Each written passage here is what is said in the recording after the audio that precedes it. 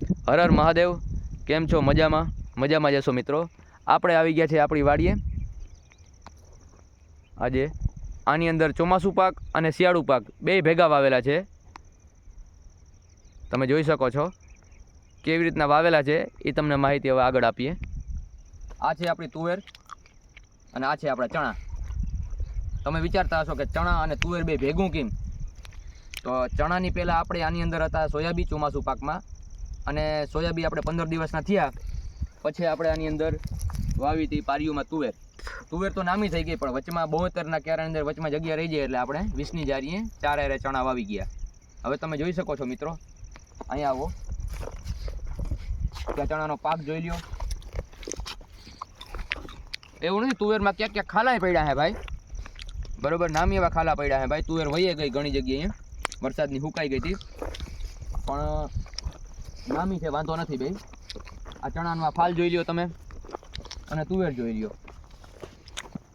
ક્યાંક તમને વટાણા દેખા હે, બીજી વાડીના ભેગા આવી ગયા, ક્યાંક ક્યાંક કોક કોક બી જોઈ શકો છો તમે.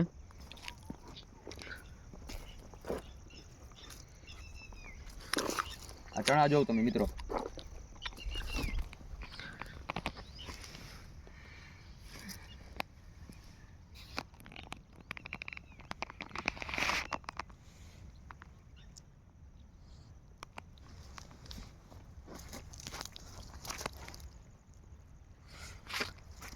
આવો કંઈક છે આપણી વાણીમાં ચણા અને તુવેરનો મિક્સ પાક. તો અહીંયા તો કહી શકાય કે મિક્સ કઠોળ. આવી જ રીતની મિક્સ ખેતી કરવાથી આપણે જમીનની અંદર ઓછા ખર્ચે બેય મોસમ લઈ શકીએ અને ફાયદો પણ થાય. આની અંદર આપણે બેયની અંદર એક જ રાઉન્ડ મારેલો છે દવાનો. આની અંદર ચણામાં અને તુવેરની અંદર 19-19 ખાતર, તુવેરની અંદર આપણે મારેલું છે એમામેક્ટિન બેન્જો અને કોરાજન બે મિક્સ કરીને. બેયને આની અંદર એક રાઉન્ડ લીધેલા છે આપણે, બાકી બીજું કંઈ હજી આની અંદર મારેલું નથી.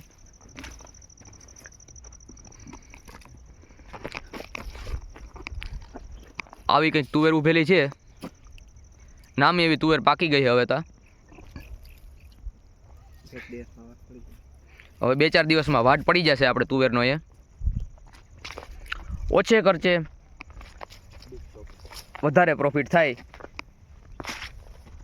એવો કંઈક. હર હર મહાદેવ મિત્રો. આવી જ માહિતી માટે આપણી ચેનલને લાઈક અને સબસ્ક્રાઈબ કરતા રહ્યો, અને કમેન્ટ જરૂર કરજો